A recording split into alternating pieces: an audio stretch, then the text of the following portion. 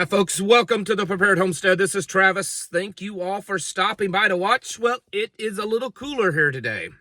We have not received the rain showers, at least right here in my area, that we were hoping to receive. I mean, there's still a chance today. It's a diminishing chance.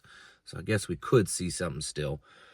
Some areas around, in fact, a friend of mine just not that far away to the north received 2 inches yesterday.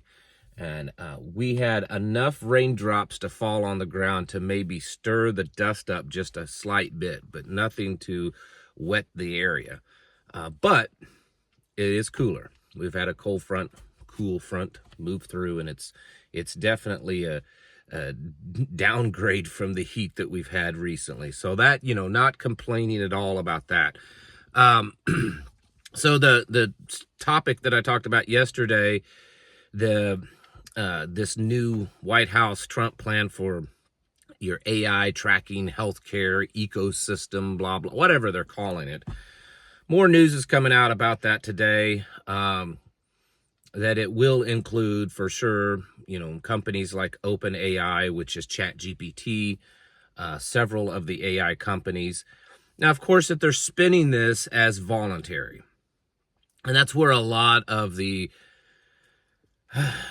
right is hinging on. Yes, but he says that it's voluntary. It's voluntary. Well, most things are voluntary at first. I mean, the income tax was voluntary at first, until it became not. And so government has a way of doing this when they start something new.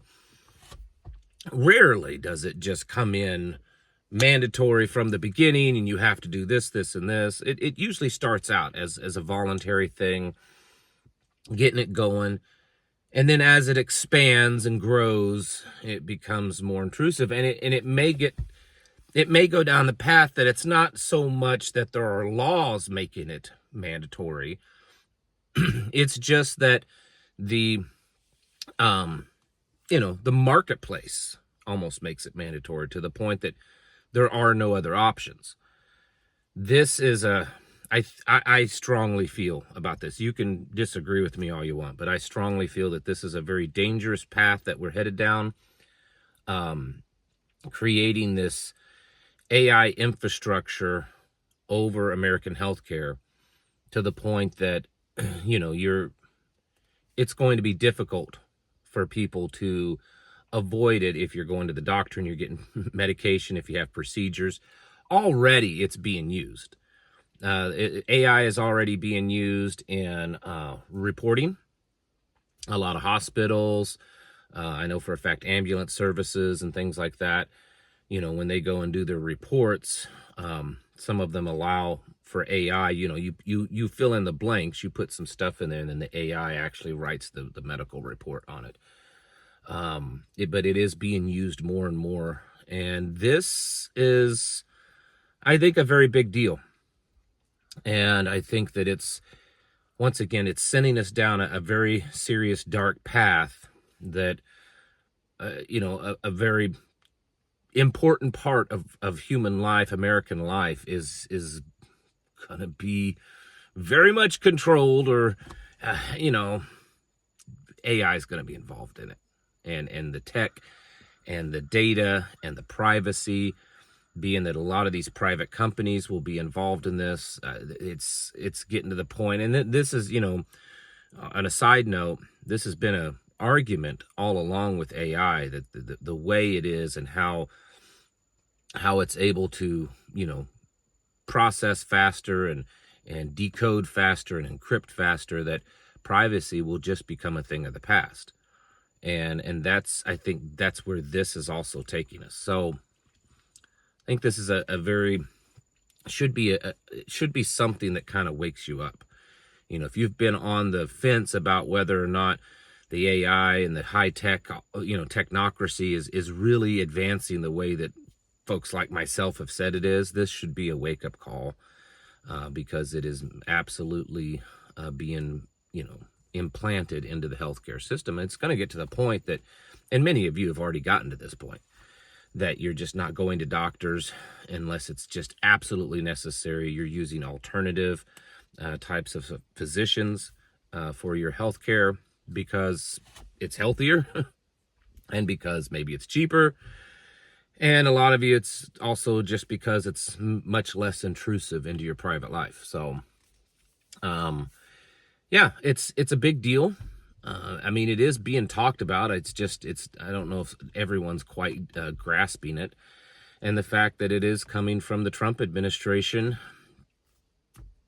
it's, things going on is not what some of you voted for, folks. It's just, that's all there is to it. Another thing that seems to have happened in the last 24 hours with the White House, I think it's just more of this kind of flip-flopping back and forth. Now all of a sudden, India isn't our friend. The president has lumped India, China, and Russia all together, let them have their failing economies and their, all this kind of stuff, because India didn't seem to want to come to the table in the way that the Trump administration wanted when it came to tariffs and trade deal. And the things, it seems pretty obvious that the president has kind of turned his back on working out a deal with India. And the thing is we actually, whether you like it or not, get a lot of stuff from India. India has been a major trade partner. In fact, most cell phones now made in the United States are manufactured in some part in India. There's just a lot of medications come from India. It's actually a fairly big trade partner. And so we're apparently turning our back on India because India still does a lot of business with Russia when it comes to oil. They do a lot of business with China. And now, because of that, this morning, India announced that they're going to revisit being their trade partners with China and Russia, because over the last year, even though India and Russia and China are all part of BRICS, India kind of indicated they were breaking away a little bit from that BRICS alliance and trying to buddy up with the United States. And now, because of this with Trump, India has indicated that they want to reunify and solidify that partnership in BRICS. So here we are pushing away an economy that is definitely one of the fastest growing economies in the world. It's becoming one of the biggest economies and biggest manufacturers is India. So I don't know. The whole trade deals, it's one of those things. It's kind of, in a lot of ways, it's kind of like the trickle down economics from the 80s and 90s that, well, if we make the wealthy wealthier, that'll trickle down and help everyone. And actually, we've seen over the last 30 years or so that really didn't work. It just created a bigger gap in wealth. So now you have even wealthier people and you have even poorer people, and that middle class is becoming smaller and smaller. So the question is this new type of policies of economics and trade, is it going to end up the same way or not? I mean, it's all in, do you have enough faith in Trump and what he's doing? Reagan was very much against this, but yet he was for the trickle down economics that didn't work. Who knows?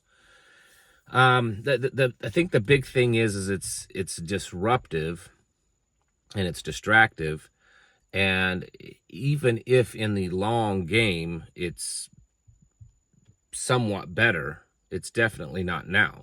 Prices are going up on everything. Coffee right now is just absurd. Beef prices are absurd. The groceries prices, and if you look at that inflation number that they're saying, I think right now they're saying year over year inflation is like 2.7%. But food inflation has actually gone up. Food inflation has gone up to 3%. But here's the thing. The inflation numbers are just... If you go back to 2020 up until now, you can clearly do the math. From 2020 to now, inflation stands at about 25 to 28%. So in the last 5 years, 25 to 28%. And that's really in the minimal areas. Some areas, it's much more than that. We are paying that much more for things. And a lot of people, their income hasn't increased 25 to 28% in the last 5 years, which shows that the weakness of our economy. And I'm not by any means saying that's all Trump's fault. It's not. A lot of it has to do with the money printing, um, and many other things going on. They're here again now. They're talking about a big rebate, anywhere between $600 to $1,500 in rebates, checks being sent to American taxpayers. That's just another way to inflate things. So when it comes to the economic scene, and I know I'm very, very, very much simplifying things and not going into a lot of great detail of all these other factors that, play into this. But in the end, for the average person on the street, what I like to call just Main Street, a lot of those big factors and little details and stuff don't matter that much. Most of Main Street's out there working hard every day, getting overly taxed, paying higher prices for things, and at the end of the day, having less and less in their pocket, and it's harder and harder on them just to get by for the amount of work that they're doing. And so to me, that's all that matters. I mean, if you're worth millions of dollars and you're complaining because of all these little intricacies of the economy that's changing and affecting you, you're still worth millions of dollars. But for the average person that's out there, just trying to earn a decent living wage, it's a whole different ballgame. It's just how much coming in and how much going out, pretty much. And that doesn't look good. And so, I think even though it may not be the end of the world right now when it comes to the economy, it could be. The dollar is continually getting weaker, and there's more and more talk on a big level that the dollar's long-term outlook does not look good, and we all know that. Debt keeps going up, and it's going to keep going up. And we're being taxed with all the other taxes we've always had, and now we have an additional tax, which is the tariff. And it's getting harder and harder for Americans. And prepping is a way to kind of offset that as much as you possibly can. Even though prices are high right now, they're most likely just going to get higher. So if you stock up on things today, even though the prices are higher, you will have still saved money in 6 months. So you need to be getting ready, folks. This kind of stuff, especially the economy, the trade, the taxes, the tariffs, it's a slow moving problem, but it is definitely growing. And you couple that with other things, and we are very, very likely looking towards some type of bubbling burst. When you look at things like, say, the S&P 500, a lot of people don't know this, but that particular market, 40% of the S&P 500's wealth, almost 40%, is in 10 companies. That's it. That's way worse of a balance than the dot-com bubble. There's just the overvalued of the stock market is grossly overvalued. Everything, well, maybe not everything, but a lot of things indicate that some type of, setback, bubble burst, collapse, whatever you want to call it, is in the works. And the harder and harder it is on American people, look at the sales of stuff. Sales of just about everything across the board is down. People aren't spending money. They don't have it. They can't afford things.